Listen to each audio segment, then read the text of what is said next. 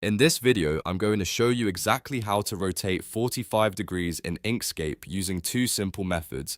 This is a quick and useful skill whether you're arranging shapes, designing logos, or making clean, precise edits to your artwork. If this tutorial helps, make sure to hit the like button and subscribe for more easy Inkscape guides. Alright, let's jump right in.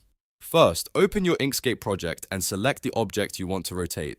To do that, choose the selection tool by pressing S on your keyboard, or click the arrow icon in the toolbar. Once your object is selected, you'll see the regular scaling handles around it. Now here's the important part. Click the object a second time. This changes the handles from scaling mode to rotation mode. You'll notice the corner arrows turn into curved rotation handles. That means you're now ready to rotate the object instead of resizing it. If you want to rotate in exact steps, hold down the Control key on your keyboard. This is very helpful because it constrains the rotation to fixed increments of 15 degrees. So instead of rotating freely, Inkscape will snap the rotation in precise jumps. From here, click and drag one of the corner rotation handles. Since each increment is 15 degrees, move it 3 clicks or 3 increments to reach exactly 45 degrees. This is the fastest method if you want to rotate visually while still keeping it accurate. If you prefer typing in the exact value, there's another method you can use.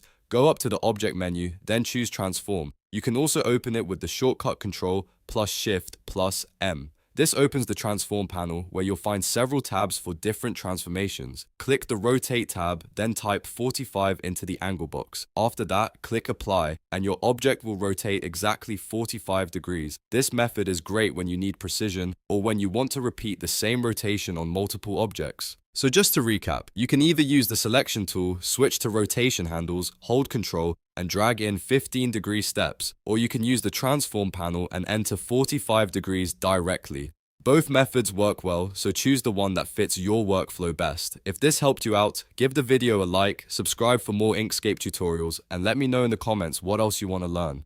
Thanks for watching, and I'll see you in the next one.